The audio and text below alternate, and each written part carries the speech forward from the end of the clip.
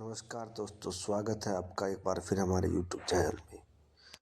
आज हम बात करेंगे जेजू की एयर फ्लाइट की विमान दुर्घटना के बारे में। सर्दियों की वह काली रात जब पूरी दुनिया नए साल की तैयारी में व्यस्त थी, तब दक्षिण कोरिया का मुआन इंटरनेशनल एयरपोर्ट ठंडा और अपने कामकाज में व्यस्त था।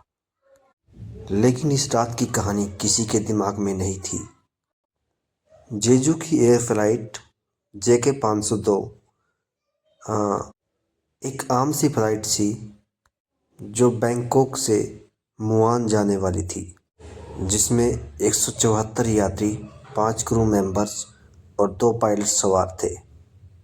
हर कोई अपने अपने सपनों, योजनाओं और खुशियों के साथ इस विमान में सवार था, पर इनमें से किसी को नहीं पता था कि यह यात्रा उनके जीवन की अंतिम यात्रा होगी।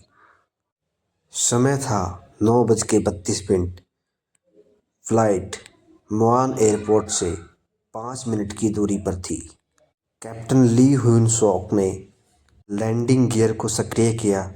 सब कुछ नॉर्मल लग रहा था। यात्रियों को बस ये इंतज़ार था कि विमान रनवे पर उतरे और उन्हें उनकी मंजिल पर पहुंच जाए जल्दी से जल्दी। तभी अचानक आसमान में एक आवाज़ गूंजी और एक पक्षियों का झुंड विमान के इंजन से टकरा गया। पायलट के सामने कॉकपिट में लाल बत्तियां जलने लगी और इंजन नंबर 2 फेल होने का इंडिकेटर शो करने लगा। और फिर अचानक एकदम से इंजन नंबर 1 ने भी काम करना बंद कर दिया।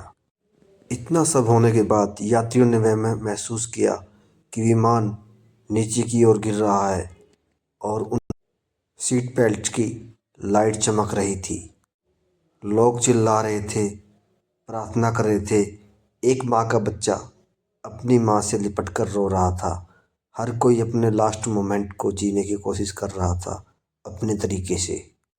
पायलट ने विमान को रनवे से थोड़ा पहले उतारने की बहुत कोशिश की, पर खराब मौसम और पक्षियों के झुंड के कारण उन्हें क्लियर कुछ भी शो नहीं कर पाए और विमान के कंट्रोल से बाहर जा चुका था और विमान ने बिना लैंडिंग गियर के ओपन हुए एक ज़बरदस्त लैंडिंग की और जिससे विमान बहुत ही तेज़ी के साथ आगे बढ़ा और बिना पहियों के विमान सीधा कंक्रीट से जा टकराया और जिससे बहुत धमाका हुआ और 174 के 74 बंदों की जान चली गई।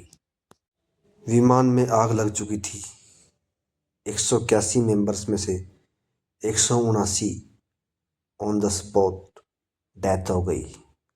2 लोग ही जिंदा बच पाए, एक 14 साल की बच्ची और एक क्रू मेंबर, जिनको हॉस्पिटल में पहुंचाया गया, जो बार बार बस यही कह रहे थे कि हम कहाँ हैं, क्या हैं, जैसे उनके दिमाग पर बहुत बड़ा असर हुआ हो।